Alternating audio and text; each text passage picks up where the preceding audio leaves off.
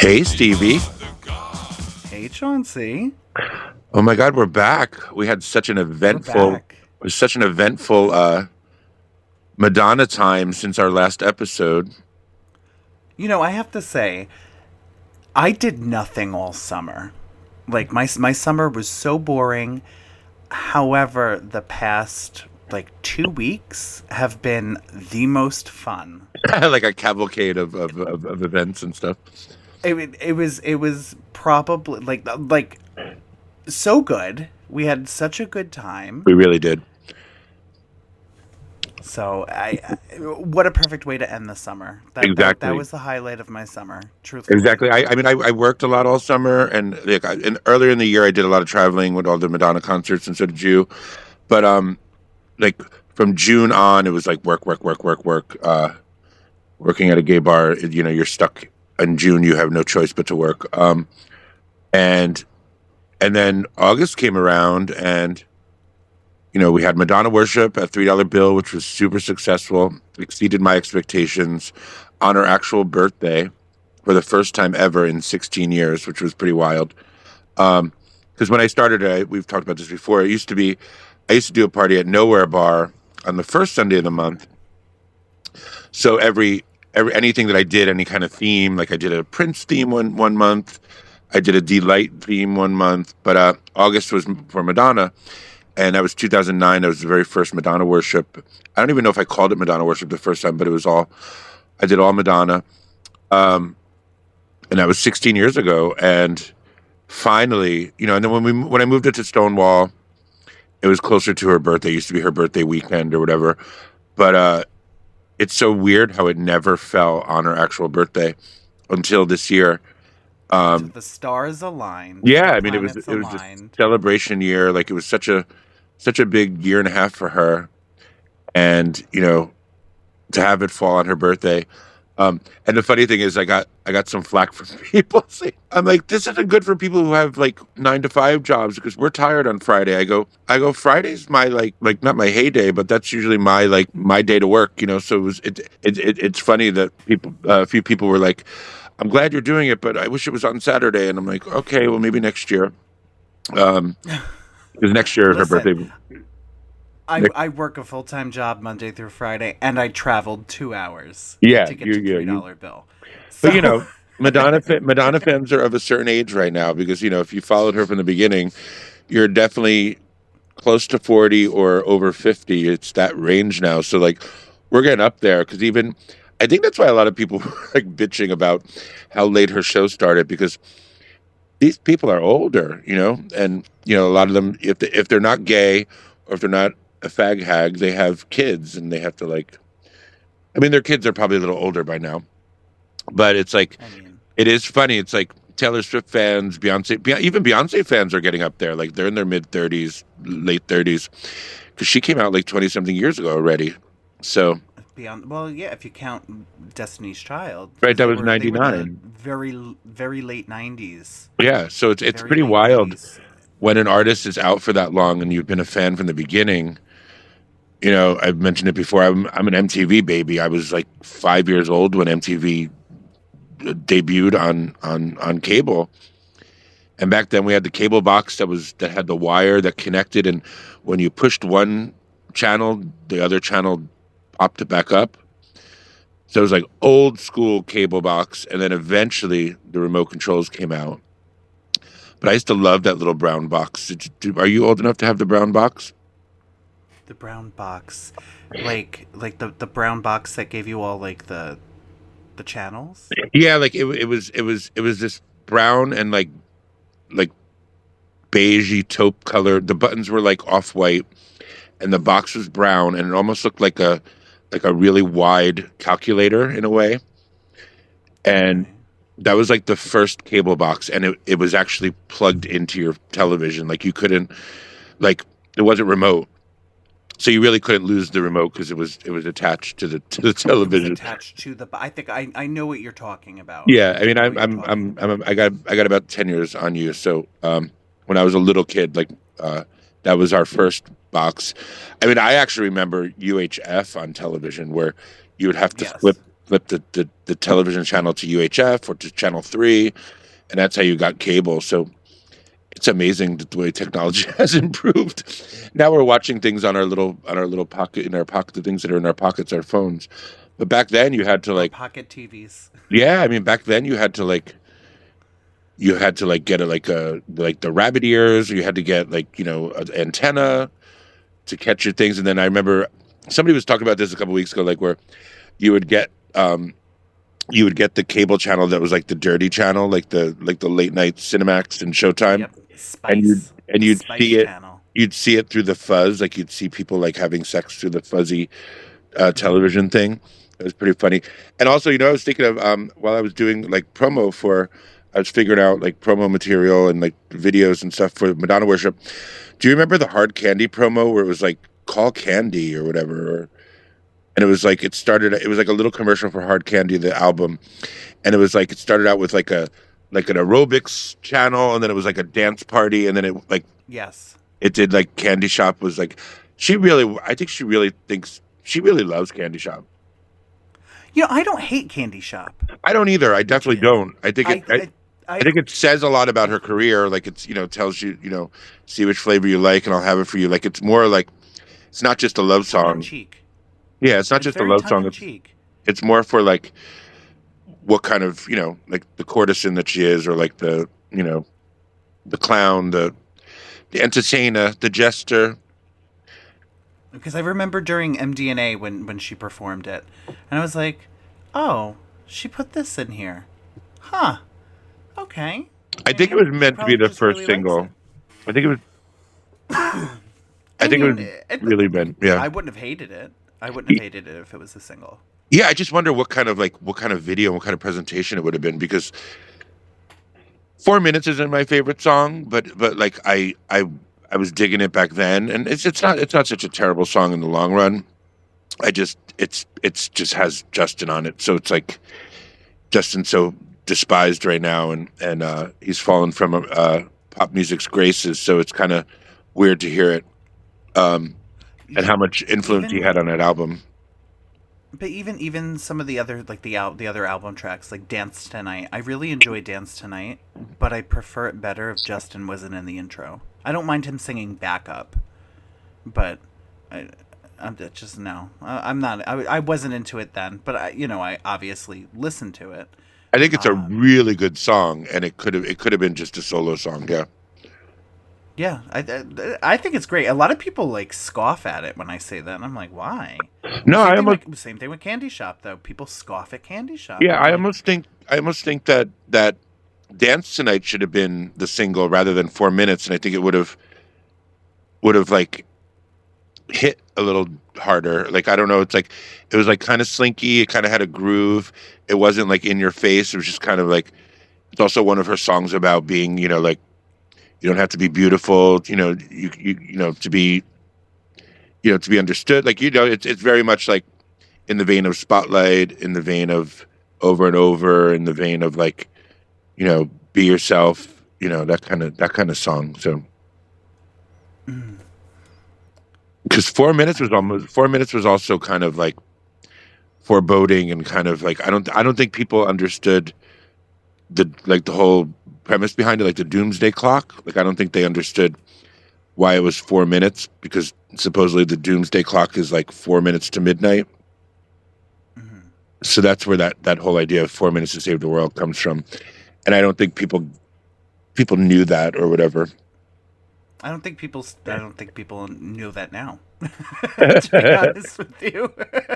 I was today years old when I I, realized what 4 minutes was about.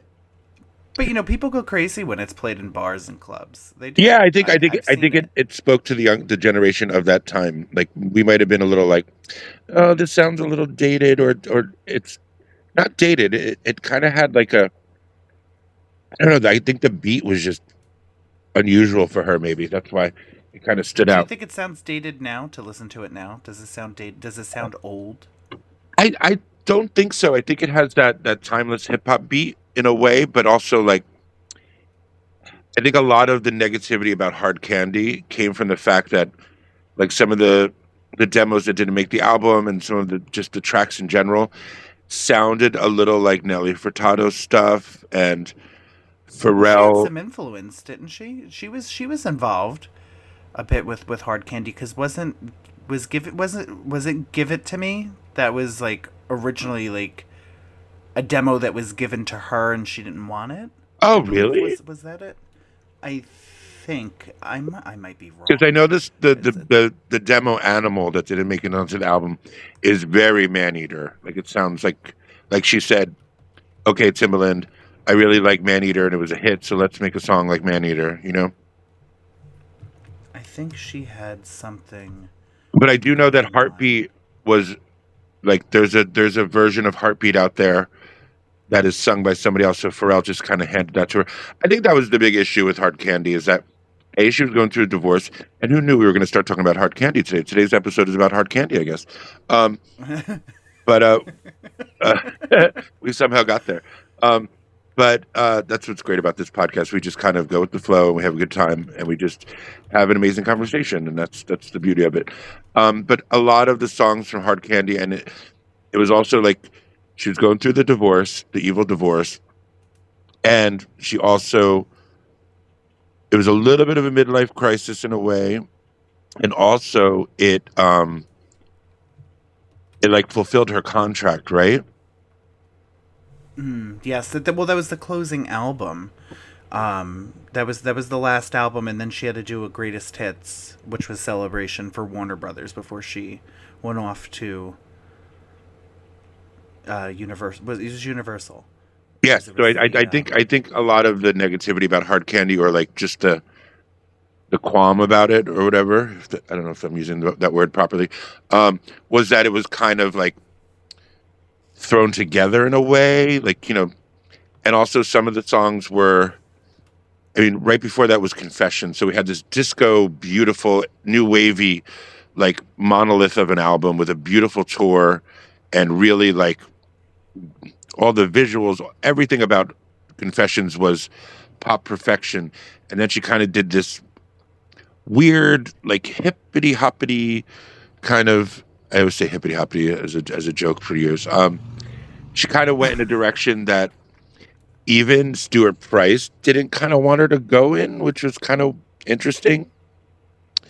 Um, But a lot of people really like Hard Candy, though. no, They they do. do, and it is a fun album to listen to. It's It's a little funky. There's a little funk element to it. my biggest criticism of the album though is that when she the last album that was similar to it was Bedtime Stories. It had the like a lot of samples and a lot of funk and R&B and B and all that kind of sound. Her voice back then was pre Evita, and she still kind of had the growl, and she still kind of had the like untrained voice. This album, Hard Candy, like I love Heartbeat, but there's points in Heartbeat where if she sang Heartbeat in 1994, Heartbeat would have had a lot more soul to it in a way. Hmm. But Oh, Heartbeat absolutely. Heartbeat turned out on Hard Candy to have like it was a little like the high parts were a little they didn't kind of fit in the R&B groove or the R&B sound, I think. I don't know, it was kind of it I definitely loved it when it came out. I have really good memories of it when it came out. Played it a lot at work. When I used to work at Housing Works, I used to play it all the time at the store. People used to love it. The ballads on there are great. Um, Hmm. Devil Wouldn't Recognize You is amazing. Um, We're gonna have to do a whole Hard Candy episode yeah, we now. definitely do. But and the cool thing is, one of our performers from Madonna Worship did like the ultimate hated Madonna song, Spanish Lesson. T Boy did Spanish Lesson, and everybody hates Spanish Lesson. Well, not everybody, but most people hate Spanish Lesson. And I do. when he told me he was doing Spanish Lesson, I was like, you better work because it was he T Boy's phenomenal. T Boy's amazing, but I was not expecting him to pull that song out, and it was pretty funny. But he No, they rocked it did. out. They did really good. They did so many of the performers. I was blown away. Yeah, we Blown definitely away. had a cavalcade of performers, the most performers I think I've ever had for Madonna Worship. I have a hard time saying no to people. Um, and originally there was like a whole opening number that was going to happen, and that kind of fell through. So the three of the four performers were still a part of it, and I'm happy the way it all turned out. But I was like, there's going to be no time for a dance party. We had to start as soon No, as but there possible. was. There absolutely was. Like I, I was out until 3 o'clock. Yeah, no, it Which was. you know me, I'm like 2 o'clock comes. I'm like, all right, good night, have a good night. I'm gonna go home. Meanwhile, here I am 3 o'clock. I'm like, I kind of want to stay. Yeah, no, it's a funny thing, and I do remember even um, I was playing and having because the first half is Joe Michael DJs the first part of it, and during the show, then I take over after the show. We had a few pop up performances after the show. It was at $3 Bill in Brooklyn, the new home for Madonna Worship. I think next year it Great might. venue, by the way. Yeah, it's such a beautiful place, and it's got It's so much so going much on space. in different areas. There's an outdoor patio. You walk in, there's kind of like a chill area to hang out and get your drinks, and then the main dance floor is huge. And the cool part about it is the lighting in the room resembles the circle of light in the celebration tour. So um, Mm-hmm. that was really fun because when you look up, it was like when I was very young. I don't know if anybody took pictures of it, but it's a beautiful stage, great like behind the scenes back room. Um, like lots of room in the back. It was so seamless this year. Like it was so relaxed. I never felt stressed out. Um, like a couple days before the show, I was like, oh wait, that's right, I'm supposed to host this show too. I always like forget, but I've been doing it for a long time, so that was easy peasy.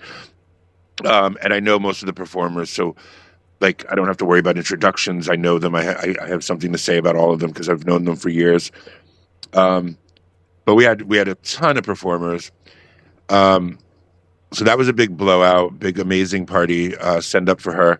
Um, I just hope that somehow she sees that the party happens. I don't know. I know she's on vacation for her birthday every year, but I hope like somebody from her team goes, that party happened again. Like I just hope that she like skims through the videos or something. She might. I mean, you never know. Somebody might be like, "Hey, did you see this?" Yeah, I wonder. I mean, because and I often wonder. For those who don't know, I work at Stonewall, and I was kind of like her opening DJ when she did that surprise appearance on New Year's Eve 2019 to usher in the 50th anniversary of the Stonewall riots here. And we didn't get to meet that night, but in her Instagram stories and posts, she like referenced some of the songs that I was playing. Like she said, 2019, you better show me love. I was playing Show Me Love. So I know she's aware of me in some way. And I do know that the fact that we were doing Madonna worship at Stonewall was part of the pitch to get her to perform that night. Like they used the fact that that party happens at Stonewall to like entice her. So she's definitely aware. And the cool thing this year is for the very first time, we did a party on Fire Island uh, on the 25th. It was a Sunday, kind of a tea dance, and it was called the Liza Bonita edition. It was a lot more relaxed.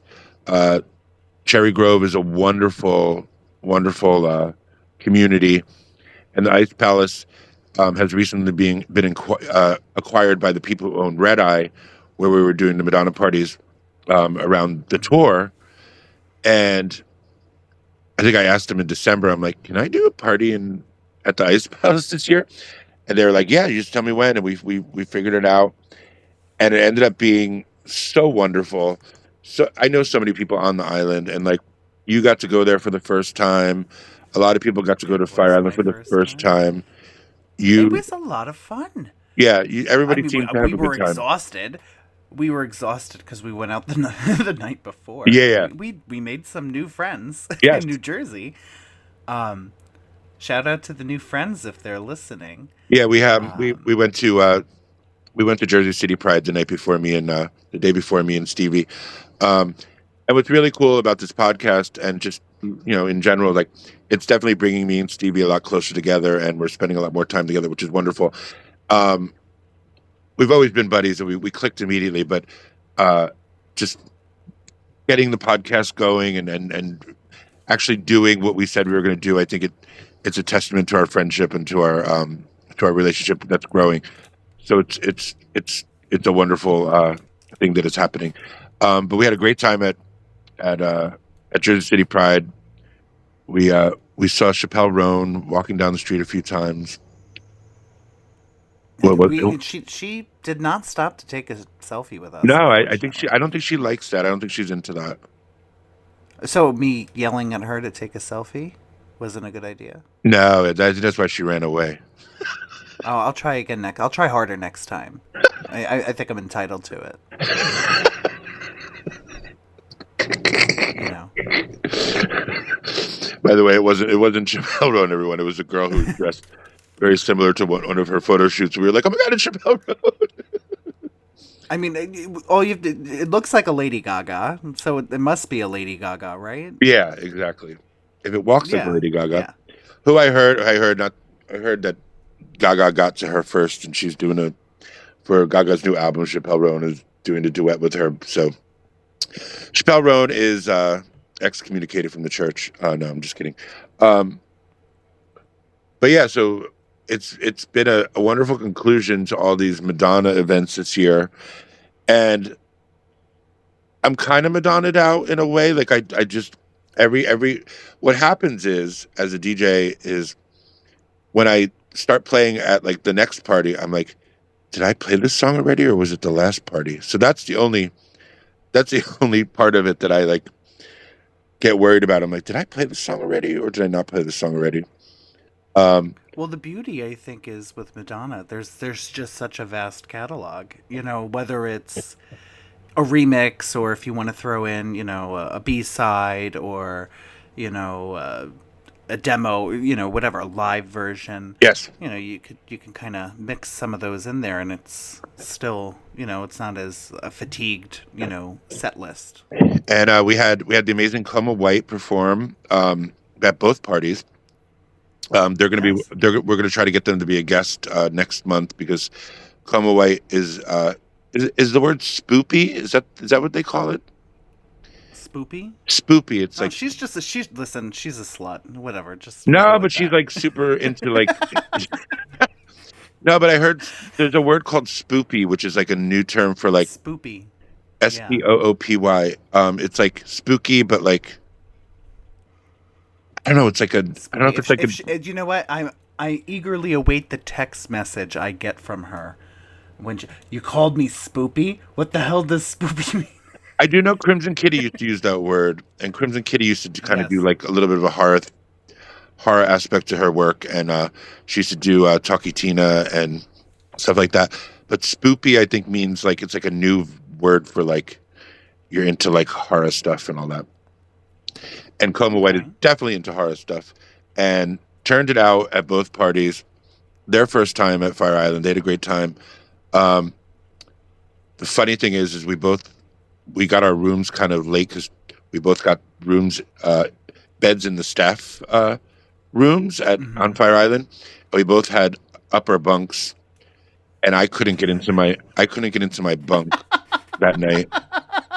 I tried. And you were texting me. I don't know if you remember this. You were texting me while you were mixing, and you were like, "Please stay. You should stay. Spend the night." I was like, "What are we gonna do? Cuddle up on the top bunk? We'll break the bed." Because I did not stay. I went home. Yeah, of I course you went had home. I to. was like, "No, I'm gonna go home." Meanwhile, here I am, Princess Stevie over here.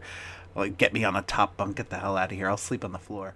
I can't Exactly. do that. After a couple drinks, I ain't moving. So, Yeah, I tried one leg and I tried the other leg. I got one leg up and tried to get the other leg onto the other part of the ladder, and luckily, our friend Carlos and Luis were in the room right next door, and I knocked on the door at like 2 o'clock in the morning. I was like, "Can I sleep on the floor? I can't get into my bed." I Yeah, was hoping you were going to say Carlos came over and hoisted me up yeah. into the bunk. like I was Madonna and he was Carlton Wilburn. Oh my god, that would have been a sight to see. But you know, Speaking, Coma stayed. She stayed. yeah, You know, she had a good time. She had a really good time because we were texting the next day, and I said, you know, how'd it go? She's like, oh no, it's great. I'm exploring and this and that and blah blah blah. And then I think we talked later that night when she got home, and we were kind of unpacking everything, and we both had such a good time. I think we're next year. I hope there's another Madonna worship. Even if there's not, I kind of want to go back to Cherry Grove. It was a yeah. lot I of mean, fun. we could even do day trips or all that because it is a little pricey to stay out there. But I could, we could possibly figure out like somebody we might know or that I know that will let us stay over for we'll give them some money or whatever because the hotel can be a little pricey for what it is. It's like it's not like I mean it's a great hotel and it serves its purpose, but I've never had to pay for a room there. I'm usually either working or stay with friends, so I don't know how much it actually costs, but I do know it's a little bit expensive. So, but we could always do like the three of us, split a room and whatever. Yeah. Um, but it's really fun. What I really wanted is a lot of people like you came early, but I really wanted most of the people to come earlier to experience the beach, have lunch, and all that. But a lot of people showed up right when the party started, which is fine because it was still the sun hadn't set yet, and it was the Liza Bonita edition, so it was still light out when everybody got there. So it was a cool vibe. A lot of people from New York City showed up that I wasn't expecting. Um, Hmm. and it was just a fun like kind of forced people to go on a little vacation. Yeah, it was great. Like I said, perfect end to the summer for me. Yeah, it was Perfect really end. really really fun. There might be. I'm not gonna get anyone too excited, but there might be something that we do Madonna related around Halloween. Um, it's still in the works. It's not even it's not conceived yet, but they went on the date. They just haven't made a baby yet. Or we're inseminating. Are we Yeah, inseminating? we're We're in like the it's in vitro. Like insemination we're working process. on the in vitro. There might be something, and Okay. then possibly I don't know, maybe something in January. I don't know. I just feel like it's so much fun, and I can't imagine not doing it for that many months. You know what I mean? I mean, it would be great. It would be a great, like, almost end of the year. Excuse me while I die on recording. You need your red hots. You need to But suck in your red hots. I know, right? Some Mike and Ike's. Yeah, but yeah, I have so much fun doing it, and and just it's nice to get all the fans together. There used to be a lot more like monthly parties that happened at Rock Bar back in the day. Um, Hmm. I don't want to do it monthly because I think that's a little too much. But Red Eye Well, is I think definitely it would get. I think it kind of when monthly parties sometimes they lose their what's the word I'm looking for? I don't want to say appeal, but it's like, oh, well, I'll just go next month. You know, I don't yeah, have to do it exactly, this month. You know, exactly. like when it's something like special, it's like, oh well, I can't miss this. So Yeah, I get it. I'm hoping for like a new song to come out soon so that we have something to hold us over until a new album comes out. Did you hear about the rumor about who's it Taylor Swift, The Weeknd, and Madonna doing a song together? I mean, well, Madonna did express. She expressed herself, and she also expressed interest. She was like, oh, you know, please let's do my next album. Like I think she posted that. Somebody posted that. The Weeknd? Um, uh, yeah, somebody posted, and the weekend was like, I'd love to. You just tell me when. That was a while back. That was a couple, maybe a year ago. Yeah, it was So when Popular came out, right? yeah, and Because wasn't you there know, a Madonna and Taylor aren't like not friends. They performed together a few years ago. yeah, they did Remember, Ghost Town. Taylor performed. She played a guitar in Ghost Town. Yeah, back in for the iHeart Music Awards, I think, right? Yes, That was such a great so performance. it was. It was fun. I It love was Ghost just like Town. that. I was lucky enough when I went to see her in Brooklyn for the Rebel Heart tour. She she did Ghost Town that night. She performed it that night. Yeah. I love that song. I think it. I Madonna songs, Madonna breakup songs, or Madonna like You Hurt Me songs have always been like, throughout her career. But that song came out right when I was having a little bit of trouble with my ex when we were still together. Mm-hmm. So that was like one of the first Madonna songs. I haven't had many relationships, but that was one of the first Madonna songs that came out while I was actually experiencing something similar. So that song's always a little special to me for that reason. Yeah, those ballads are all great on Rebel Heart. I What loved all of them. um one of the I think we'll do a poll for this episode, and we'll ask people what you know what, if you want to, tell us what is your favorite Madonna ballad, and you can do a story and you could tag Madonna Worship, and we'll if you tag at Madonna Worship on a story on Instagram and tell us what your favorite Madonna ballad is. I think mine is like one of my top three is definitely Something to Remember. Um, Hmm. the vocal delivery and the lyrics were so heart wrenching and so painful. Like she's like, I had all my bets laid out on you. Like it was so sad. And I also love One More Chance. I almost performed One More Chance one year for Yeah. Madonna Worship, but it's not an easy song to sing, so I didn't want to make a fool of myself. But the cool thing is, aside from Coma and some of the community drag queens that live on Fire Island, that spend a lot of time on Fire Island, we had Victoria Falls, Champagne Bubbles, and Robin Rose Quartz. Me and Carlos Acosta, my little brother, the one the room that I knocked on the door and stayed in, we did a little. He performed Liza Bonita with his guitar, and then we did a little campfire version of Open Your Heart, which was really fun. And Stevie recorded it, I did. and it's I on did. Stevie's YouTube channel. So if you want to type At in, Stevie Vox. yeah, Stevie Vox, you just type in Chauncey Dandridge and Carlos Acosta, it should pop up.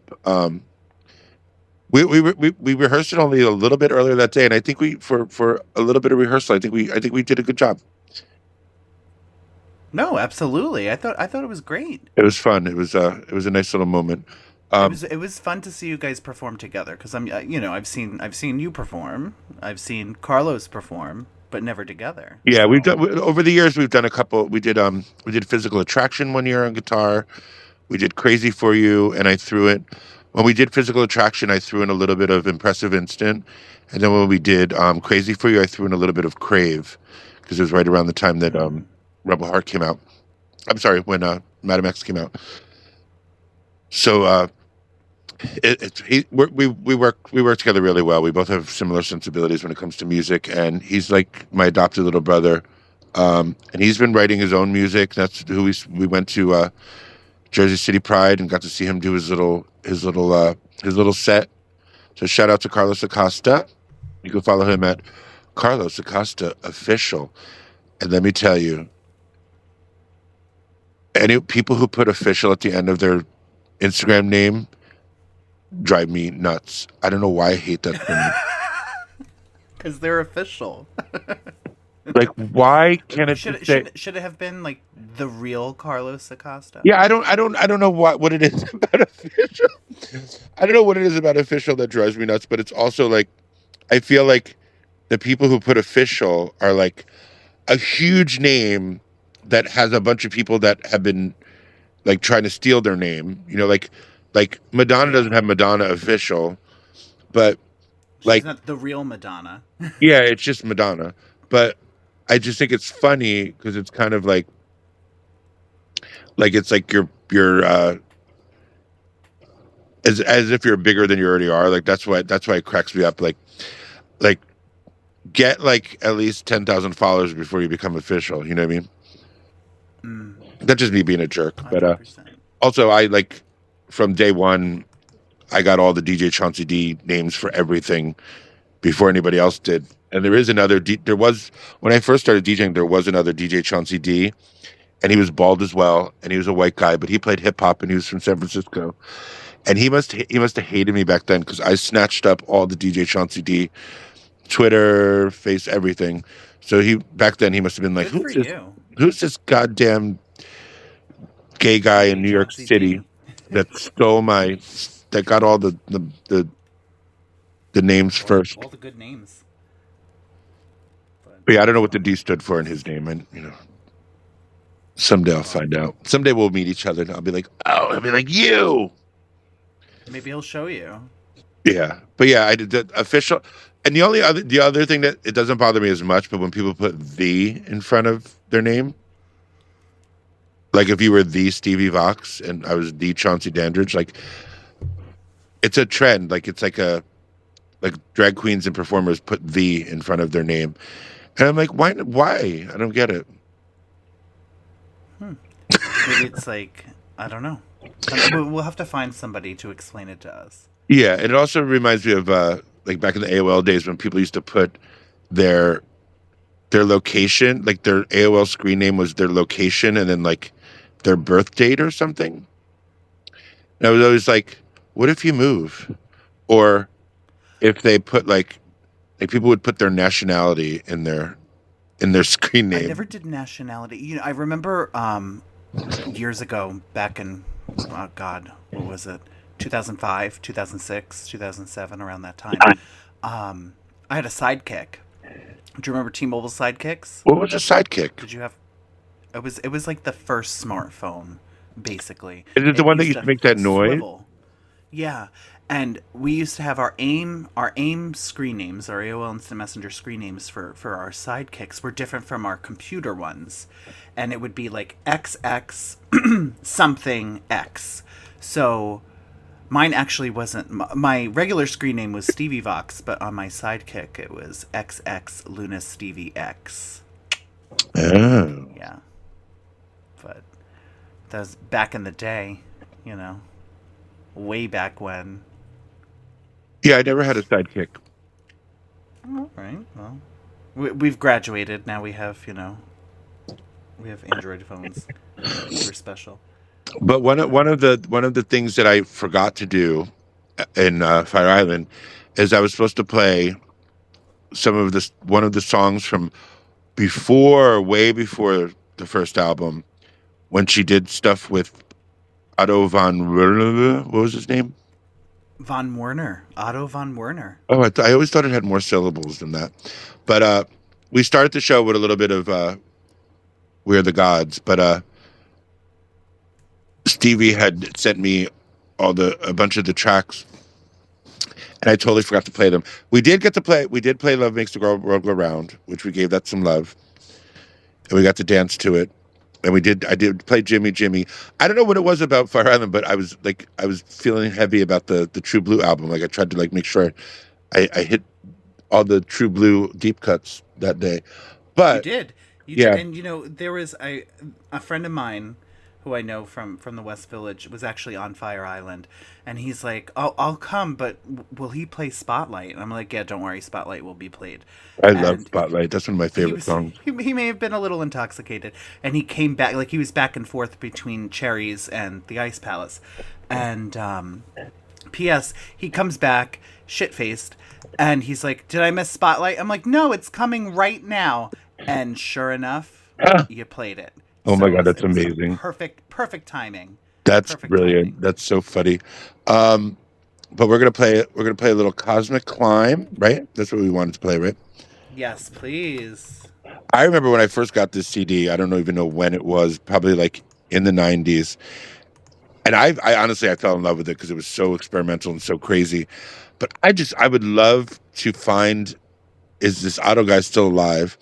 And if like, I would love to hear the story of how they met because even in that, if anyone hasn't seen it, definitely check out Madonna and the Breakfast Club documentary.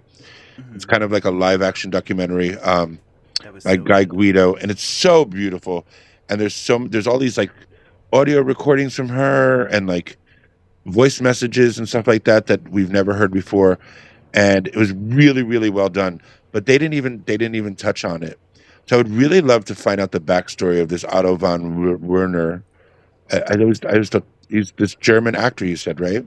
Yeah, he was in a film actually. Coma White actually told me he's like you got to watch this movie. It was called Liquid Sky, and Oh, Liquid Sky. I Random, love Liquid Sky. He was in yeah, that. he was. I don't think he had a huge part in it. And I remember looking at the credits. I was like, really? I was like, I wonder. That has to be the same person, you Ah, know. But so yeah, he was in it yeah, apparently. it's very like post punk, like pre new wave. You would love this movie. It's very trippy. I've Um, seen it. I've seen oh, it. you've seen it? Okay. Hmm. If anyone hasn't seen it, it's called Liquid Sky. It's an early '80s film. It's a total acid trip. It's crazy. I gotta watch it again. I haven't seen it in a long time. But that's she was probably like friends with people when that was being filmed and stuff like that. That's probably how she met him. Hmm. 'Cause she was hanging out in the East Village and living in the East Village. So we're gonna take a quick little break and play a little Cosmic Climb, and we'll be back right after.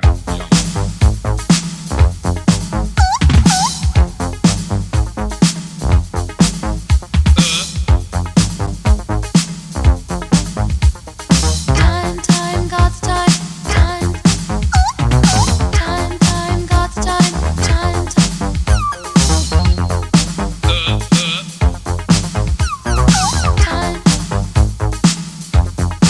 time, time, God's time, time, I am walking on Lover's Avenue when the man in the camel haircut comes into view. Says, man, I can tell by your chest that you feel mighty depressed. So I thought an offer I know will make you high. Man, you got the time to take this costly climb. Man, have you got the time to take this cosmic climb? Takes me to the World Trade Center, into the elevator that it enter before I could blink into his cleft. We did climb, so I'm lifting off the World Trade roof. And for 20 years I remained aloof like clip one wrinkle of the stratosphere. Man, have you got the time to take this costly climb? 'Cause time is money and we've got neither to spare. this cosmic climb.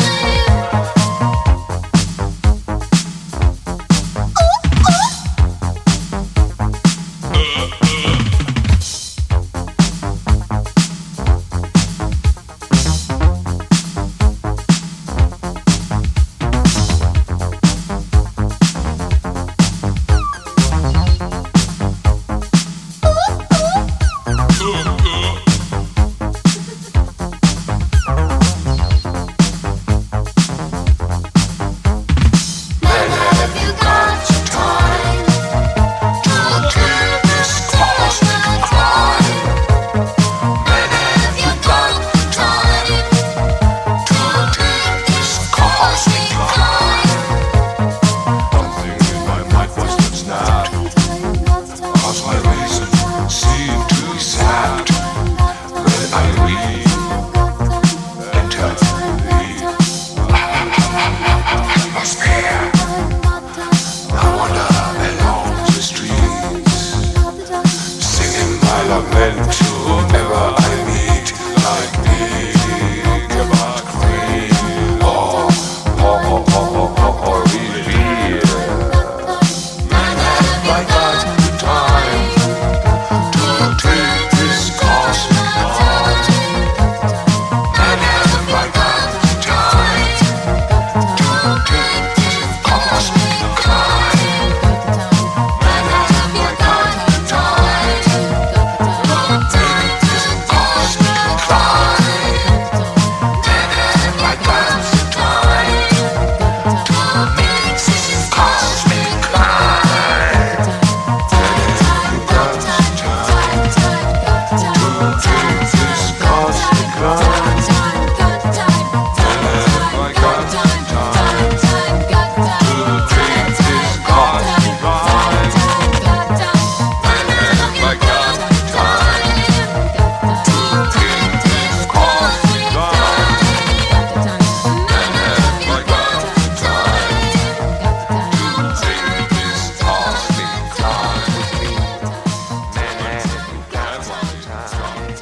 It's so that's such a weird song. It's so like I love it. It's so I kind of wish it kind of reminds me of like some of the stuff she kind of did on American Life. Like it has like there were some moments on American Life that were like weird and even like when she gets a little experimental or like plays with her voice or does some weird things. Like I do love Cosmic Climb, but I It's a loved fun track. A lot of those tracks are fun, but I think that like she sang mostly backup on those, and he just remixed her vocals up higher. Oh gosh, Chauncey, so we have a you- special guest today that just I popped could on. smell her from here. Oh my god, I smell rosebuds. Are you there, Jessica? I'm here. Hello. Jessica Rose. Oh my god, how are you? I'm doing great. How are you? Lovely. You are the very first special guest on the Madonna Worship podcast. Oh, I'm honored. Hello. I don't know if I told you, Stevie, but I met Jessica for the first time at Madonna Worship, and said hello to her and blah blah blah. And then all of a sudden, she's like, "Am I going to perform?" And I'm like, "You're Jessica?" I didn't even know it was her. That's so fun. Do you want to hear? I met Jessica and Coma White the same day. Oh my God! What a Wait, They you, really? Yeah, you guys were doing a gig together. that should be a at, holiday. Yeah, it basically was. I mean, it was at brunch. It was at brunch at Toro Loco. Wait, we met you at Toro, Stevie? Really? Yeah, yeah. Honestly, Yeah. I feel like I've known you forever. Like, I forget where I meet people sometimes unless it's like a very specific circumstance, because I feel like I just like I've been doing nightlife so long that I'm just like, oh, of course I've met them. I have no idea when or where, but of course I've known them forever. Like, Well, do you know why? Because we met pre-COVID. oh wow, Ah. really? Okay. It was pre-COVID when we met, and I think you performed. What did you perform? It wasn't Madonna. You didn't perform Madonna. I think it was Nicki Minaj.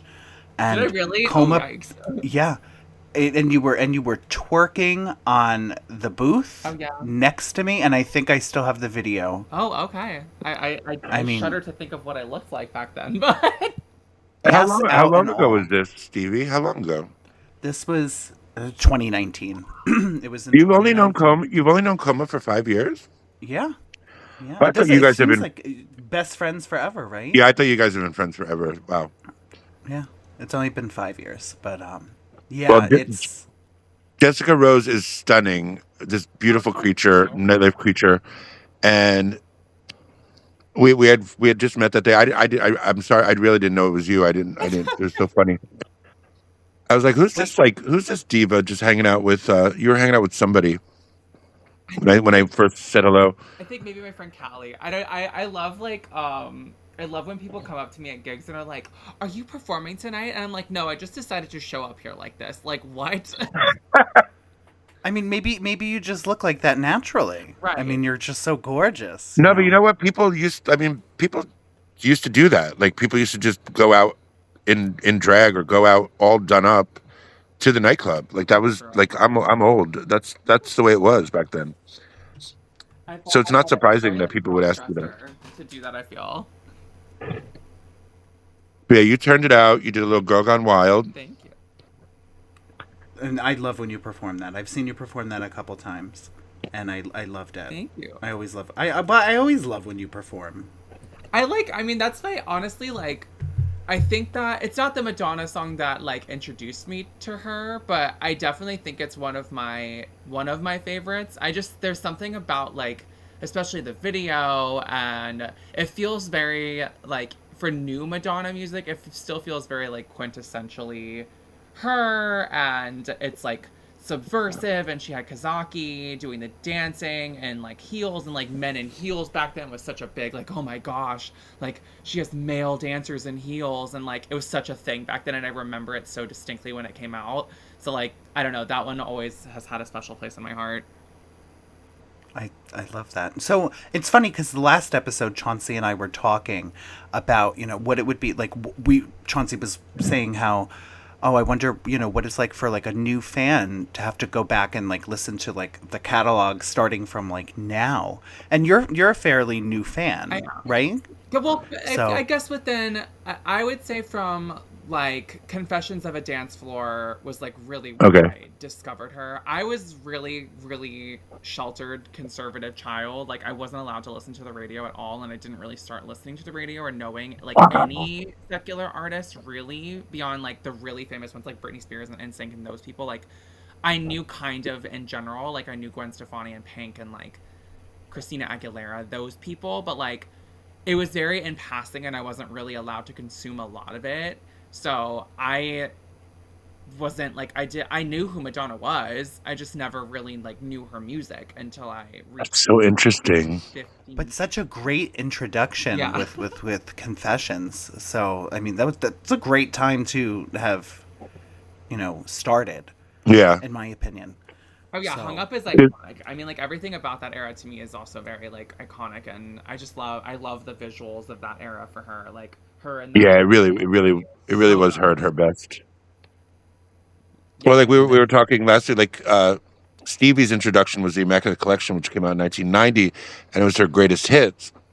But I'm a decade older, so my introduction was the first album. So like Oh wow. like that's why I'm so head over heels because I like saw everything was like fresh to me. Like I never had to go back and listen to something from the past. Like, people like The Doors, people like Led Zeppelin, people like, Guns N' Roses, and they have to like listen back, or like, if you like Kylie Minogue, she's been around for a long time too, or like Donna Summer. I wasn't alive for Donna Summer, so like yes, I you were. remember Donna her, Donna only well, her died. '80s stuff. Yeah, I mean, but I'm saying like Yeah. disco time. I was a baby. I was born in '76, so I was one or two when disco kind of fizzled. Um, so any of the disco stuff or any of the '80s stuff, I kind of was a baby, and I had older brothers, so all that kind of thing. But like, I couldn't imagine having to like after you listen to Confessions, like, did you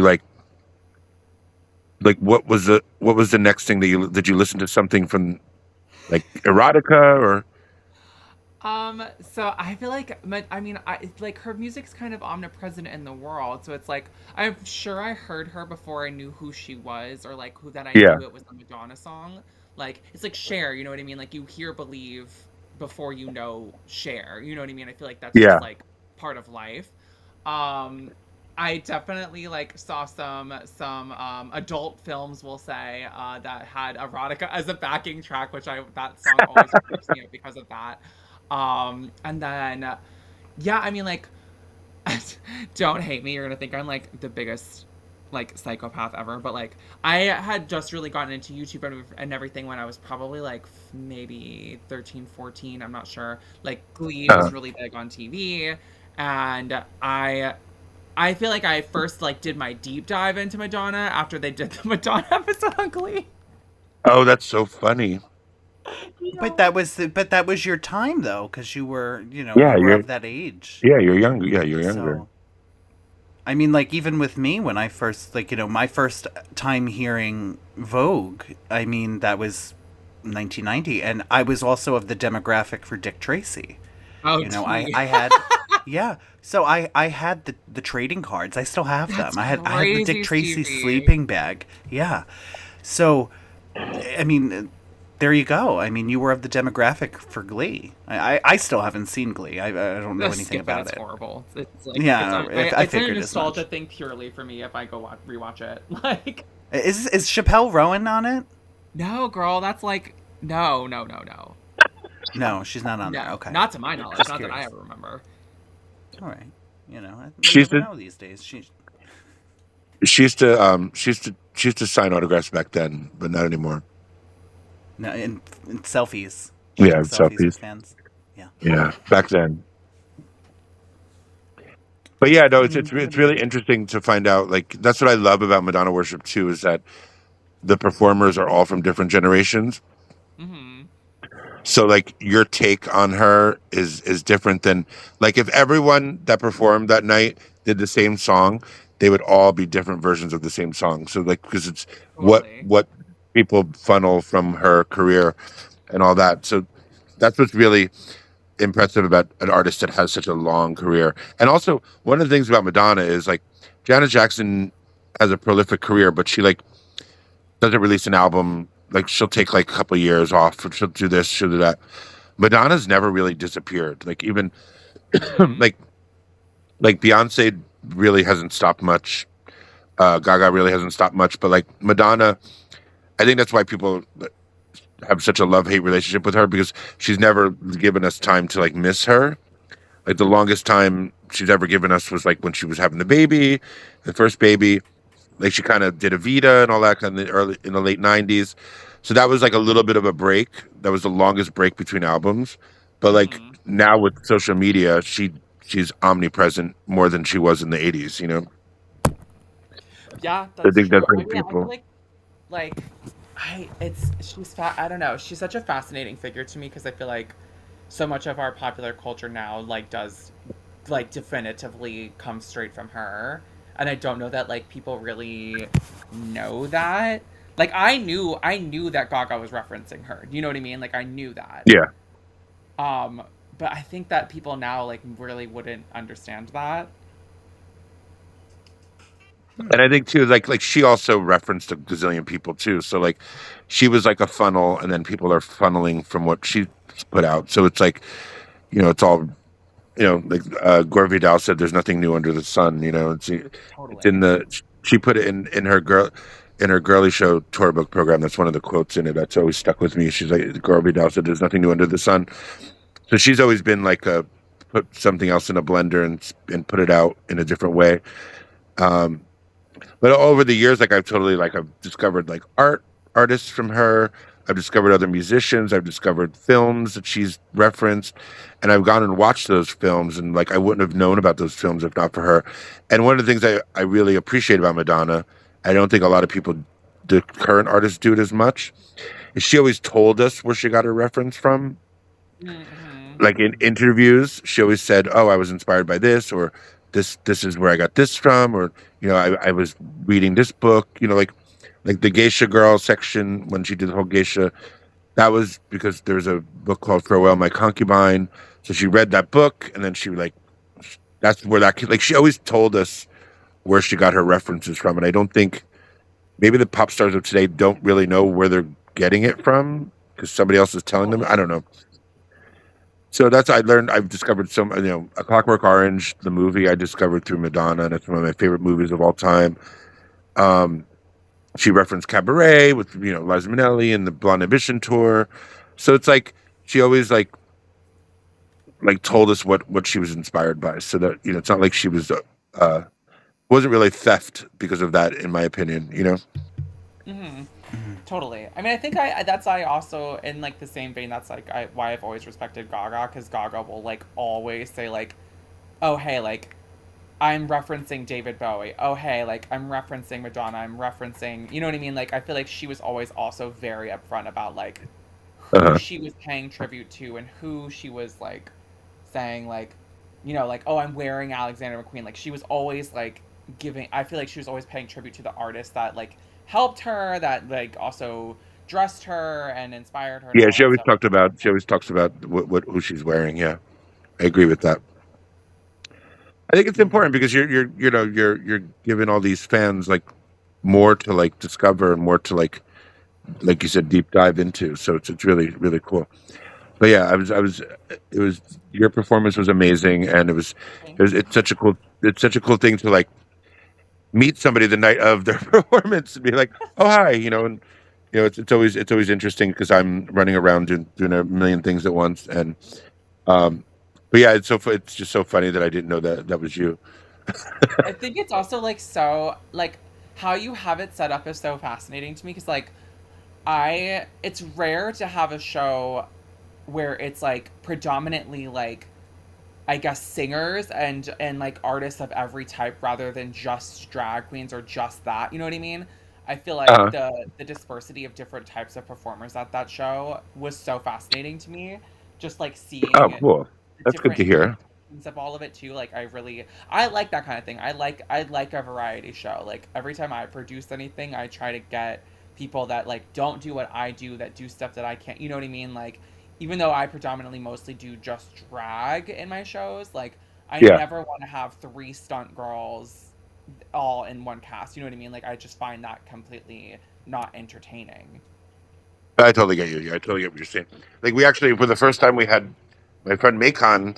They're in a wheelchair and they sang a Dick Tracy song. Like it was that was a first and like for representation, and I think So good. that was really I was. Oh, finish. Sorry. yeah, yeah, no, no, no, no, Cutting no, yeah. you off now. No, that's fine. I'm the cutter offer usually, so cut me off.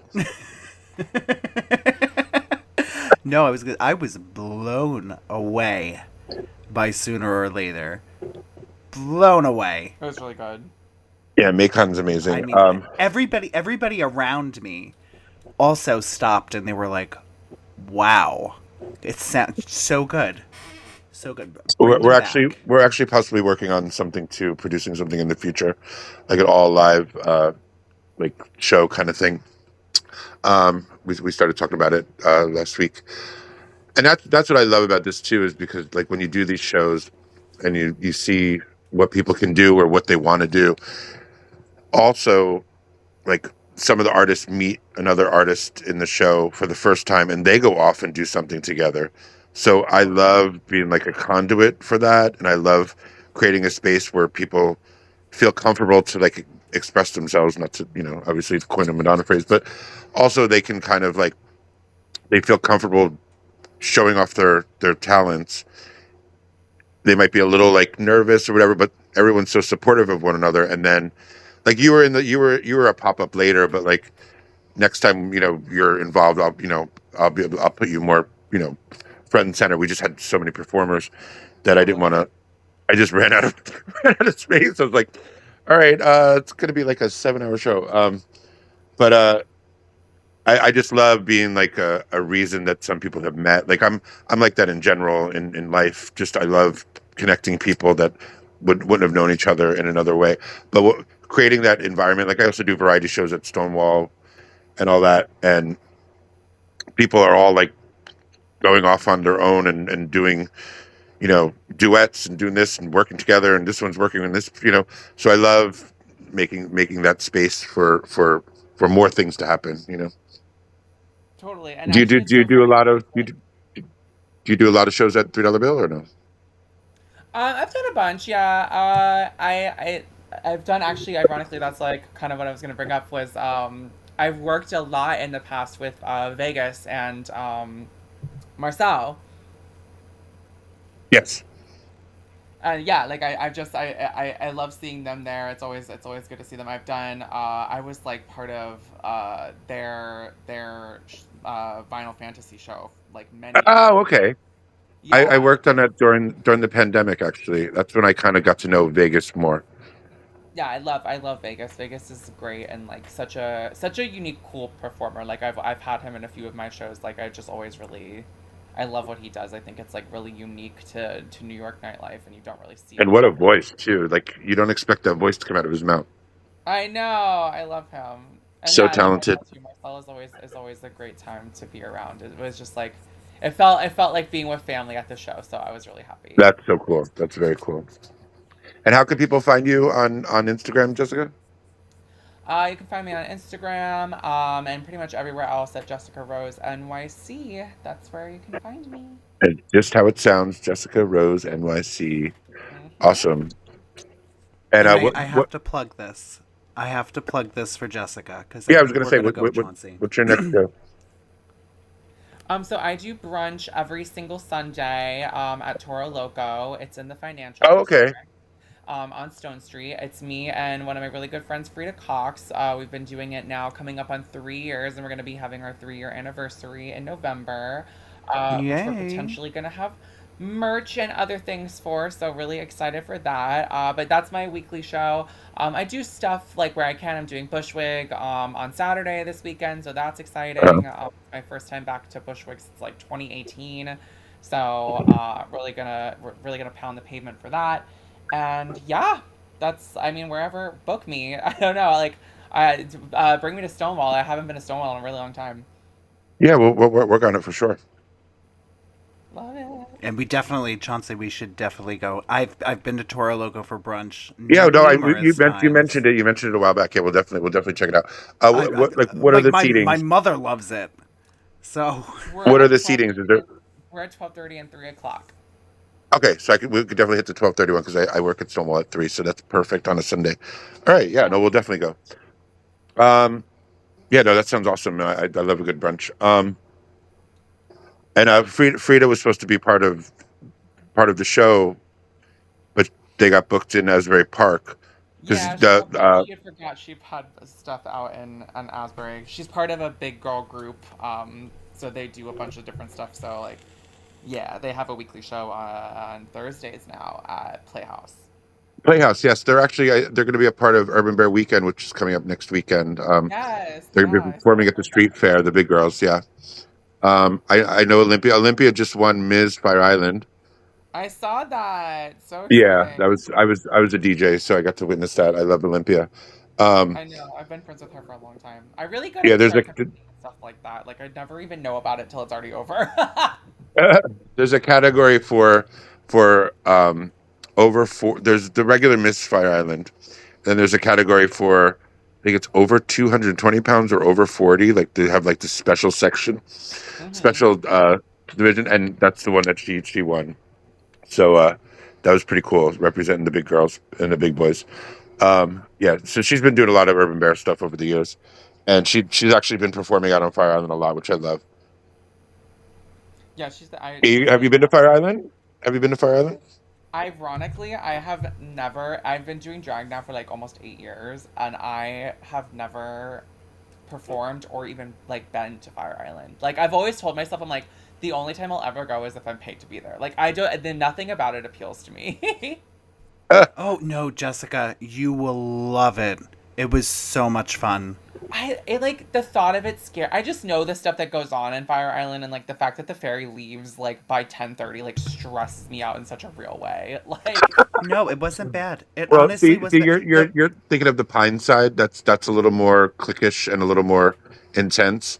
The side that okay, we did the Madonna party on is called Cherry Grove, and it's a lot more lesbian, community, chill, fun, relaxed. So next time, next time we go, and actually next time if we do Madonna worship next year, we'll definitely have you as part of it. I'd love to be there. I'd love to make my Fire Island debut with y'all. Yeah, Oh, we'll make it work. love it. And I love you, Jessica. You know I love you, Stevie. I can't believe that I've known you. Like it feels like I've known you for like my whole entire time here in New York, but like that's so crazy. I love that we've known each other for that long. Oh. Yeah, Stevie's had so many great things to say about you, and they're all pretty much true. So Well, thank And great ass you. too, by the way. I mean, and everybody at Madonna Worship saw it, Well, so everybody was like, "Oh, thank you, that Estrogen. Thank you, ass." Estradiol. God bless.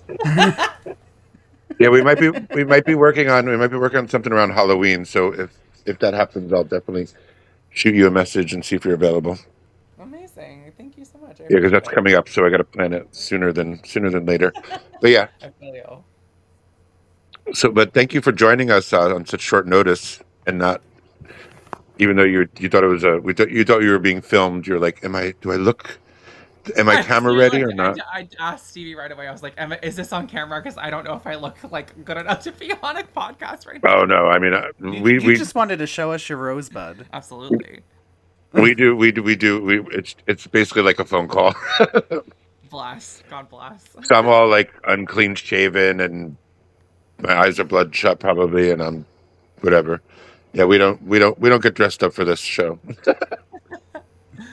Well, I appreciate you having me on. Thank you both. I'm excited to listen to the episode and very honored to be the first guest. Yeah, you're the very Oh, I first love guest. you. We love you. Yeah, we definitely love you. Thank you. Thank you so much, Jessica, for stopping Thank you by. Yes, so thank you much. so much. We'll talk to you soon. All right. Talk Thanks, soon. guys. Have a good night. Bye. Bye. Good night. Bye. All right, that was fun. Our first That guest was ever. I could still smell her from here. She's so sweet, so humble, and so She sweet. is.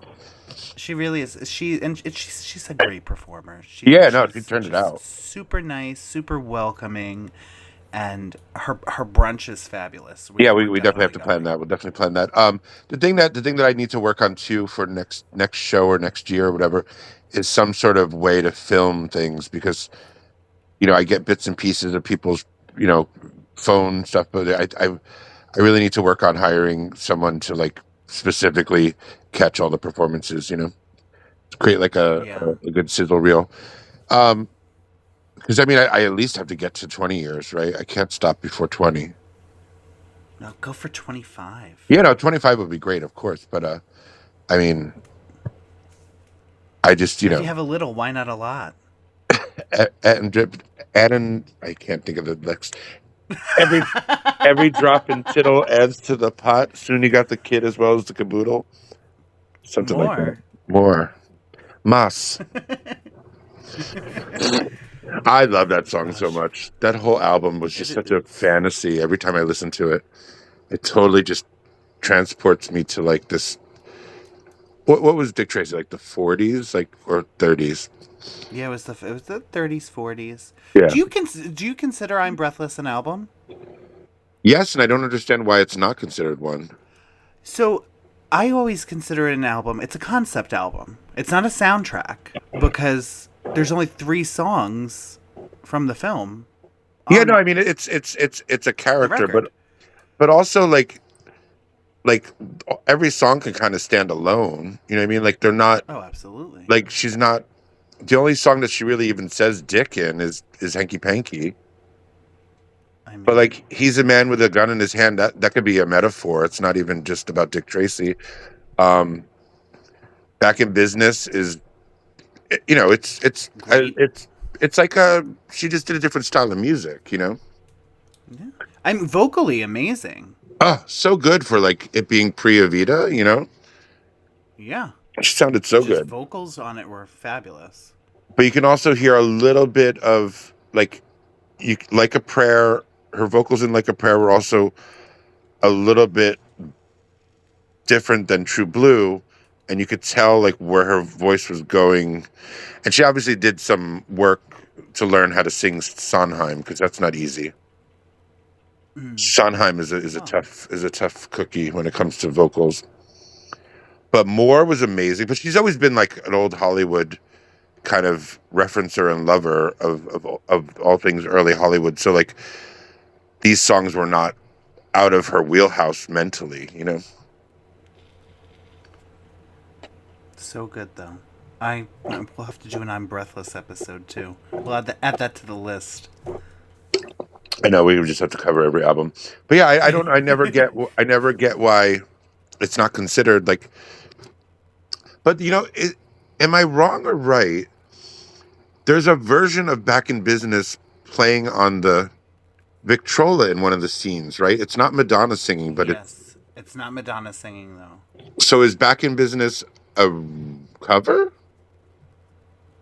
I I don't know. I don't think so, right? Because it's pretty I don't think specific. maybe they just kind of maybe she had like all the songs recorded already and they were like, "Oh, let's do a version of this." I don't know. Because there's a man There singing, I there think. is a Dick Tracy soundtrack that's a You're right. soundtrack. There is. There's an actual OST, It's right? not that doesn't have I don't think it has any of the Madonna songs on it. So,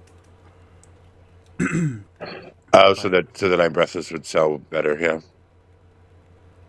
I mean, that's I don't know. I'll have to look into that. I know that there is definitely a soundtrack with like the movie score, And you which know by what? the way, great casting in that film. Oh, so good. She really was part of such a brilliant cast. And I think of some of her like she was fantastic in it.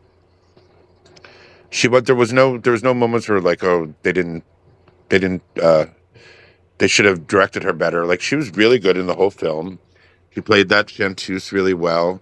She was vulnerable. She was getting attacked by uh what's his name? She's getting slapped by what's his name? I can't think of the actor. Al Pacino. I can't think of Al what his Pacino, character was. But uh where was I Big going with Boy, that? Big Boy, is that his name? Big Boy. It Yeah, was such a vanity I project th- though with Warren Beatty and her though. such a moment in time. I mean, she was very sultry, very sexy. I do remember there was a Sparkling. there was a moment where one of the dresses kept falling off her, like, and they were going to try to use tape on her boobs or something, and the wardrobe person was like, I can't put glue or I can't do something because like her breasts are like a national treasure, so I can't do anything that could ruin them or something. It was some weird. I forget what it was. Yeah, but yeah, that was also like, Don't damage the goods. yeah, that was also like my like head over heels moment with her. Like a prayer. I was always a fan. Like a prayer was like totally pushed me over the edge, but then Vogue and that whole album was my like. I was head over heels with that album and like a prayer and Immaculate Collection. So like that time of history for me is very like Madonna heavy, you know. Mm. And my mom's favorite Madonna song is Hanky Panky. Oh, there we go. So yeah, so There that's I good. love that. I love that. That's your mom's favorite Yeah, so Madonna that'll song. tell you a little bit about, you know, my origins. I do remember. I don't know. I don't know if I mentioned this uh, previously, but right after I got the sex book, I was a what year was that? 92. So I was a junior in high school, and I was, you know, involved in all the clubs in school, and I was in drama club rehearsal. And I remember coming home from drama club rehearsal kind of late. We probably went to the diner afterward, and I get home and I'm about. I had already eaten, so like I was just sitting talking to my mom. And when I come home, she had gotten my sex book and she was reading it, like looking through it. Oh my god. And I was like, Mom, what are you doing? She's like, no, I just wanted to, you know, I'm curious about what's in it, blah blah blah blah blah blah. And she didn't like gawk at it, or she didn't like shun it or whatever. She was like a. My mom was a romance novel reader. My mom was like a. I think my mom had a little bit of kinkiness in her mind. Like she was a little on the adventurous side when it came to like literature, and she wasn't reading like, you know, high end stuff, but she definitely liked. I think she enjoyed the book because it, you know, it was Dita, it was this other character. She was writing letters to someone, and it had this like taboo-ness about it, and like you felt like every time I looked through the sex book, I always feel like I'm doing something I shouldn't be doing, you know, like against the rules or whatever. So I think my mom Well, I loved mean, that. at that time, yeah, it was kind Yeah, of it was a little taboo. I think my mom enjoyed the fact that it was a little, you know, a little racy and a little Different. like, like a little like it had levels to like it had layers, you know. Yeah, it wasn't just like, oh, you know, Here's a let's throw vagina. home a Playboy, you know, like Yeah, it wasn't just a. It was, you know, my Stephen Meisel is a brilliant photographer, so Madonna knew what she was doing, and it really caught her in like her body was insane in that book. You know what I mean? hmm And she really like captured the old school like '70s porn kind of magazine looks, and her hair and her makeup. It was just she was just gorgeous, and no one else could ever do something like that because it's already been done. You know? I think Kylie did it wasn't Kylie did a book, and it was racy photos. It wasn't, you know, nude or artistically nude. I think she did a little bit of a racy book after Madonna did it. Oh, okay, interesting. But it wasn't. I don't think it was like sexual, like sexually charged, or, you know, like there was no like desires or fantasies in it. Gotcha. It was just like a photo book, I believe. Like, can you imagine being like when it came, you know, we're going all over the place this episode, but like the sex book, like when she's hanging from the like the I guess it was like a helicopter or something, and she's just got her arms outstretched and she's completely naked and she's like being flown wherever. Like, can you imagine like being on the beach or being she's over the water, like and just seeing this naked woman and then finding out 6 months later that it was Madonna, you know? Can you imagine what it was like for her to do that? Must have been wild. I mean, Like or even like, I wouldn't be able. I would have already fallen into the water. yeah, I definitely physically I wouldn't have been able to do that. And then even They're like, like, nope, sorry, got to reset, dry yeah, your hair. then you're all wet, yeah. But also like, you know, the hitchhiking. Like, how many people drove by and saw this naked woman hitchhiking with a purse and didn't know that it was Madonna until like, 'cause she looked really different. Like she was so glammed up in this like old school look, you know. And then even like I heard at the pizzeria scene, she walked into the pizzeria with like a full fur coat on, and right when she was about to take the picture, she threw the fur coat off and grabbed a slice of pizza and ate it. So like Love that. everything was done so sneakily and like covert, and like she was running around New York and LA, I'm sure, and just like wreaking havoc. And little did people know that it would end up in this book, you know. I mean, when I eat pizza, it's usually naked with a fur coat. So Yeah, no, I mean that's, I mean, how else do you eat it? I mean, it's just you got to watch the grease. You know, you don't want to get any on the fur. Or on your nipples or anything? No, of course not. You know, don't drop the pepperoni. I mean, Don't make the pepperoni hit your pepperoni nipples. that's right. I don't have pepperoni nipples. I don't But need pepperoni nipples. Do I? I don't even know if I do. No, not really. yeah, Pepperoni nipples. Get I over mean here. that's that's the episode title. Pepperoni nipples. That's right. That's right. But so you know the VMAs is happening. Oh, that's right. And It's the she's definitely the 40th queen of VMAs. 40th anniversary for the VMAs. Oh shit! Well, Or shit! her Wow. performance, I should say, her performance at the VMAs. Well, she did Um, the first. She did the the very first one. yeah. Yeah, So she then, did like a virgin. what was that thing where she did for? Oh, MTV was 40 years old. MTV was 40. That was a couple. That was two years ago, and that's when they closed down Times Square at like 5 in the morning, and Got it. she walked up the street, did a whole monologue, and cunt look. I loved it. Oh, I she looks loved everything fantastic. about that. So, yeah, I'm wondering if we'll get a little performance or maybe I don't know, something, an appearance. You know. Yeah, I wonder. I wonder what we're gonna get. I mean, hopefully she'll do something. She's been looking gorgeous lately, She and you know, has. and I think, you know, there's no worry about, you know, any facial stuff being unsettled or whatever. You know. Well, you know, MTV put up like they're doing like a poll, because they're doing like a new category, and Uh huh. it's supposed to be like what's like the most memorable VMA performance in Oh, the that's history of the right. show, and it's interesting because Madonna's actually on it twice. So For for for Like a Virgin, and and then then also for Hollywood, Like a Virgin in Hollywood with Christina and Britney and Missy Elliott. yeah, and I was wondering like why isn't Vogue on there? You know, I kind of agree because I feel like out of all of Madonna's performances, in my personal opinion, I think Vogue was more, you know, memorable or iconic. I think for most everybody else in the world, they'd probably say Hollywood, Like a Virgin in Hollywood, because, you know, obviously the kiss between her and Britney, and Christina got, you know, half a lip brush, and, Yeah, you know, she was a little she was shafted on that. because But they also had they had to cut to on Justin. yeah, on the list, you know, that on this list that I, you know, see online, Beyonce, Love on Top, Eminem. That's when she revealed she was pregnant, right?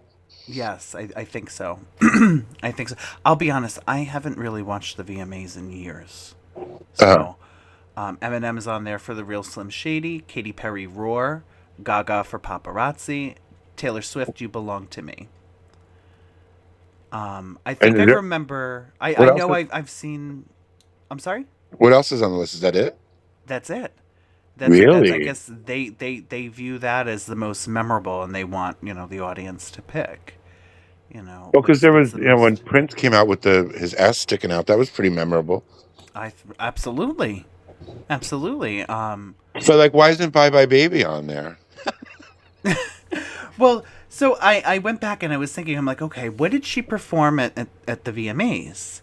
Over the years, obviously, like a virgin, they did the satellite, telecast for Cause and a Commotion because she was Then, on tour then, that then year. she did Express Yourself. Express Yourself, which I think was, I love that performance. Oh my God, it was so raw and so freaking hip and so sexy and just And the first so, time she vogues. yeah, it was such an empowering moment. She was so in charge. I loved it. And then she had Vogue in 1990, with the Blonde Ambition Tour Yeah. dancers. Then Bye Bye Baby. Bye Bye Baby. And then Ray of Light.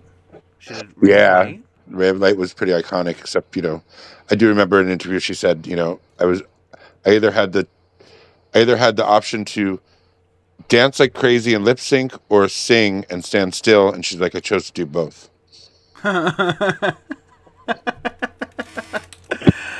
And then after that, for America, the American VMAs, Yeah. it was Hollywood and Like a Virgin again Oh in wow. 2003.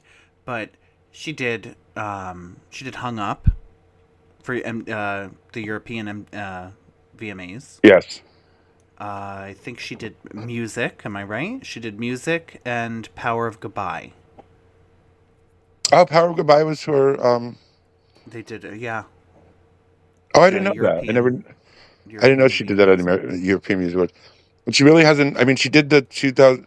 When did she do the when all the drag queens were dressed as Madonna? Was that 2009? No, that was earlier. That It was was a lot maybe earlier. 98, 90, maybe even earlier than that. But I think that was just to present an award. She didn't perform. Yeah, that was just an appearance. Yeah, but I mean that was great too. And then she came out when right after Michael Jackson died. She did that speech. Yep, she did that beautiful speech after Michael died.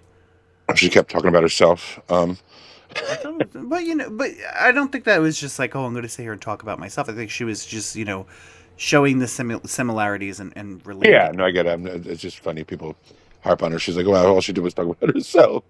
But she got flack too when Aretha died, and they were like, "Hey, can you do a speech?" And she's like, "Yeah, sure." And they're like, "Okay, make it really long," you know. But I don't know. I thought they were good speeches.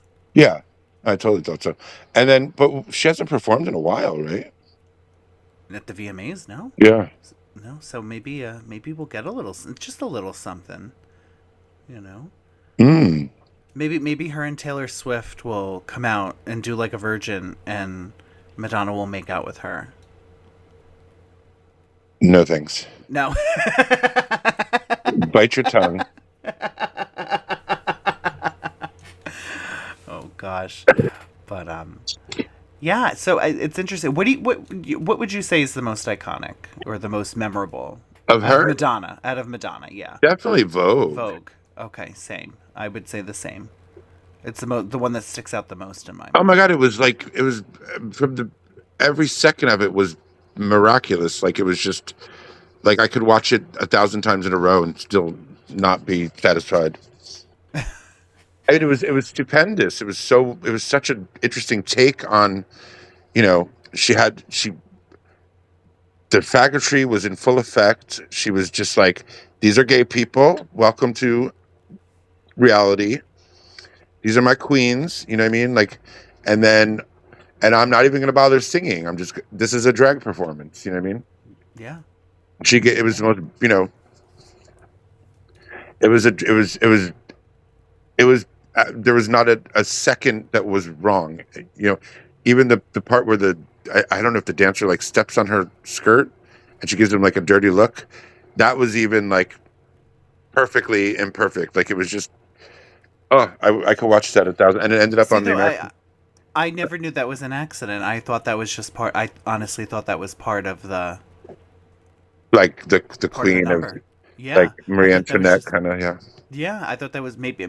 Wow, I know I've listened to interviews where they've talked about it. The dancers have talked about it, and it's like oh yeah, the fan flips, the clacking of the fans that was pre-recorded. Yeah, because it can't So be that that way it loud. would sound, very, clack-worthy, I guess. Yeah. And I guess they rehearsed it and rehearsed it and rehearsed it, and somebody always dropped a fan when they were flipping the fans, and then it just was flawless when they went out and did it. Oh So wow. yeah, I mean, Donna probably perfection. dropped a fan that Donna Delore, you think she Donna, dropped her fan? she probably did every time. Not Nikki though. Nikki didn't No, drop the fan. Nikki is probably, even though Nikki's a jerk, I'm sure she never dropped a fan. I'm mad at Nikki. I'm really mad at Nikki. Yeah. Because there's that interview that came out like right around Celebration tour. She was just really like unnecessary roughness. Like, let me, talk about it another, like in 10 years, I agree. I mean, I think And we need. then you want us to come to your show when you're milking Madonna's show. And well, they're never, if they ever hear this, they're never going to perform at Madonna worship. That's for sure. Um, Edit this part out. yeah, edit this part out. We love you, um, Donna and no, Nikki. I worship the two of them. I love the both of them, but like the reason they're still doing anything is not because on their own merit. They're still riding the coattails. So like they should be praising her. There's a way to be honest about what happened without. She was a little. It was a little hurtful to listen to, because I'm like, this woman, had you by her side for 10 years or whatever. Mm. That's another thing that's really wild that crossed my mind, maybe like during one of our first episodes. Um, the Madonna and Nicki experience was really only from 87 to like 2001. Yeah. It was only like 14 years. Yeah.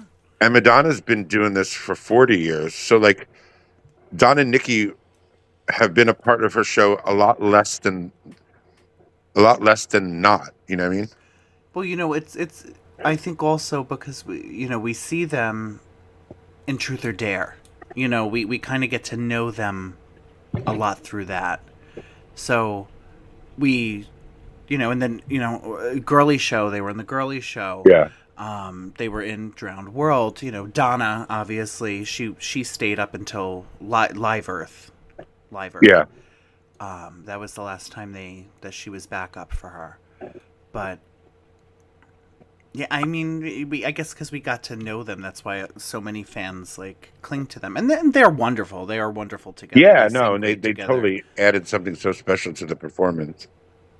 And I enjoy the banter and everything on Blonde Ambition, and even in the Girly Show a bit you get a little bit of that.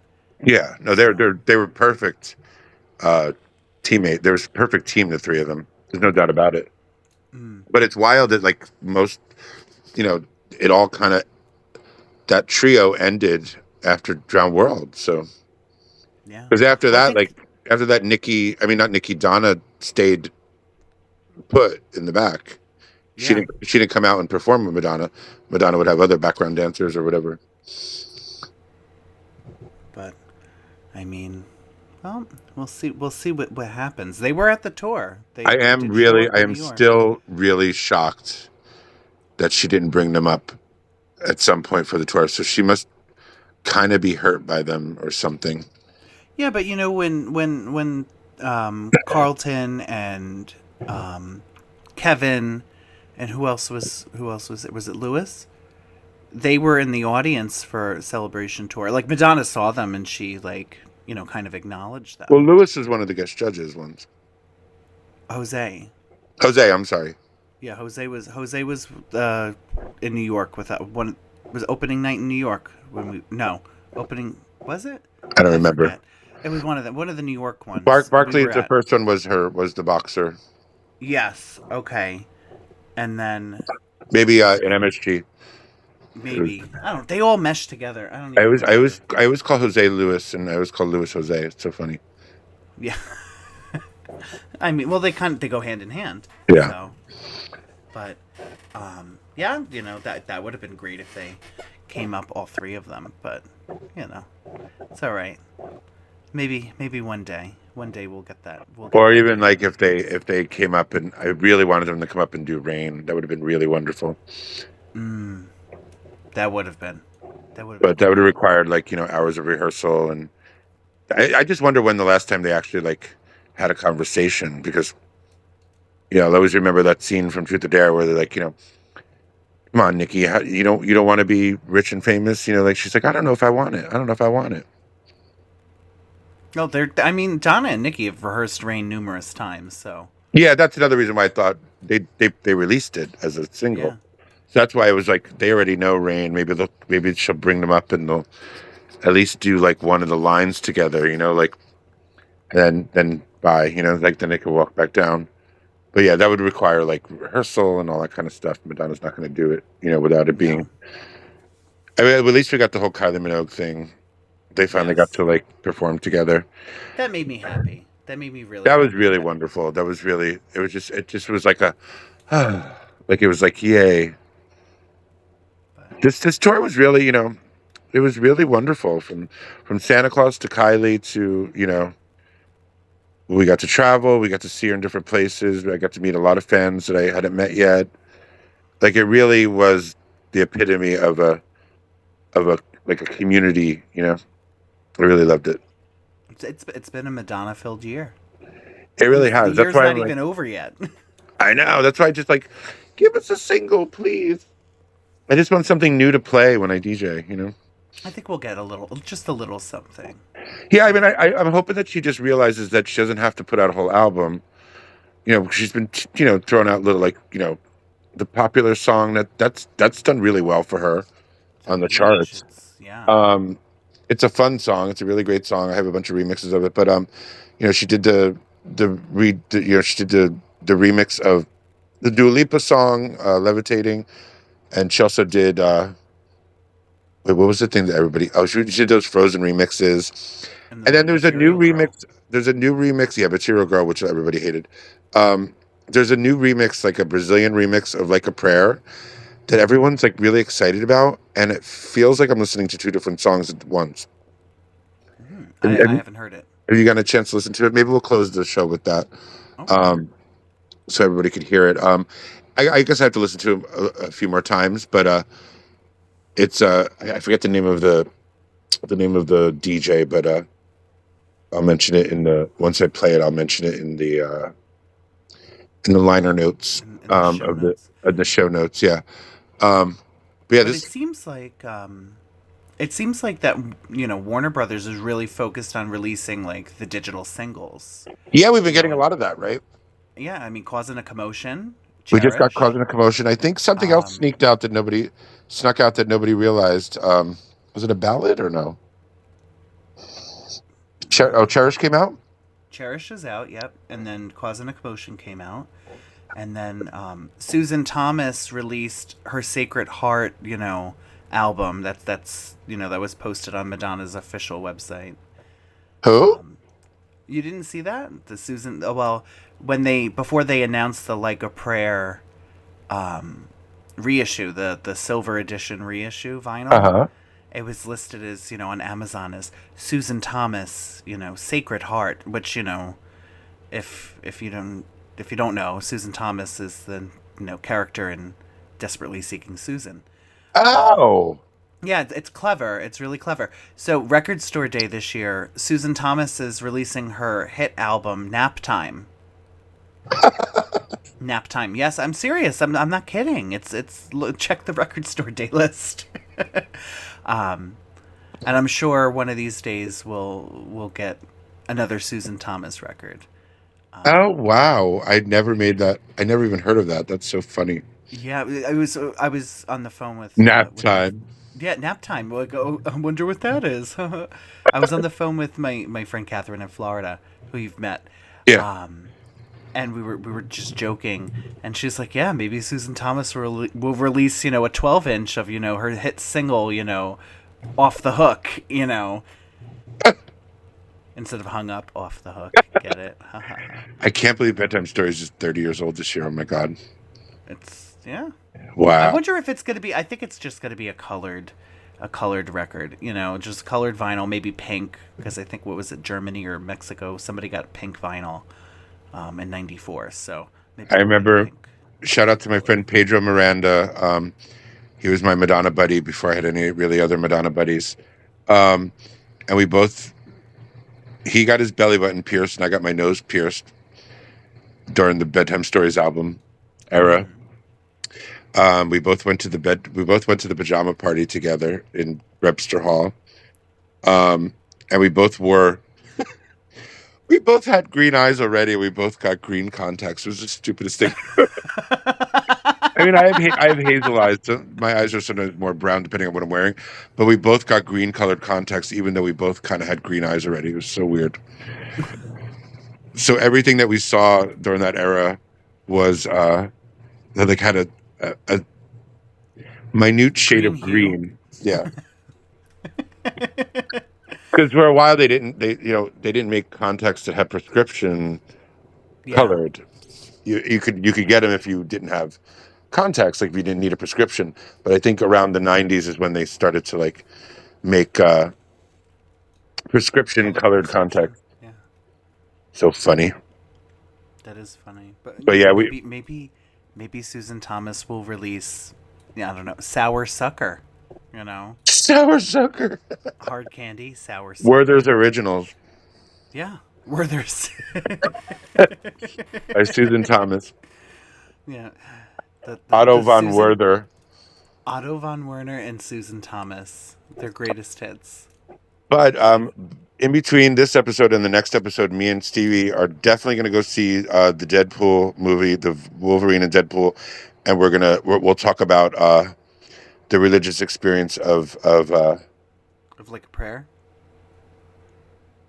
Sacred Heart, right? Isn't it Sacred Heart? Sacred Heart, yeah, Yeah. it was Sacred Heart, yes. Yeah. Which will be here. I ordered mine from Amazon. I didn't order from the official website. You're much more of a collector than I am. I think I want to order it though because Like a Prayer was really integral in my life, so I think I'll grab it. But yeah, we're gonna watch the Deadpool and Wolverine movie so we can talk about how amazing that moment will be and all that. And maybe what we'll do is next episode we'll Give her a little review.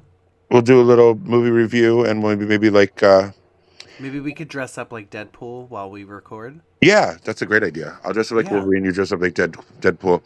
And we could talk about like a prayer in the movie, and then we could talk about I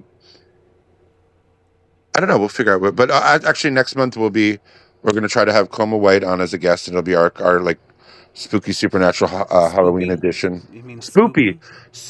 That's right. I gotta Google that because I know it means something.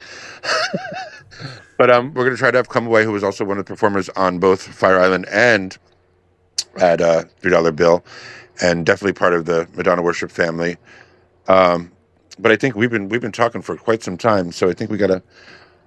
Should wrap it up. We got to wrap it up like, hey, you don't be silly. Put a rubber on your willy. That's right. Well, Chauncey, listen. Thank you so much for the Susan Thomas Worship Podcast. Susan Thomas idolization podcast or whatever. Susan Thomas idolization. Yeah. Thank you. But we're gonna end the episode with the new. I wish I knew his name. I can't think of his name right now. I have to grab it. The new Brazilian remix of Like a Prayer. So we did, it's kind of the newest release from her, and we kind of did a release from way before she was even her first album. So this is a very career-spanning musical episode. So, but yeah, we had Jessica Rose on as a guest. You can follow Jessica Rose at Jessica Rose NYC. It sounds just like it's spelled. Follow Stevie at Stevie Vox, STEVIEVOX. We're also, you can follow me at DJ Chauncey D, or follow our Madonna Worship page on Instagram. And we're now on Apple Music. Apple Podcast. Apple Podcasts. We're on tons of other podcasts from Spotify to, I think, Podbean, Pod something. But yeah, you can Spreaker. We're on Spreaker as well. Spreaker, yes. Yeah, Spreaker is what helps us get on all the other ones. It's kind of like the funnel. But yeah, so you can find us, subscribe, follow. We're gonna pop a little poll on Spotify about what your favorite Madonna ballad is, and And if you're not on Spotify, you know, post a story on your Insta. yeah, and tag Madonna Worship and tag Stevie Vox and me, and let us know what your favorite Madonna ballad is. The next episode we'll reveal the winners. And here's the DJ something Brazilian remix of Like a Prayer. DJ Brazilian. DJ Brazil, I don't know, something like that. All right, good night, Stevie. Good night. Bye. Bye.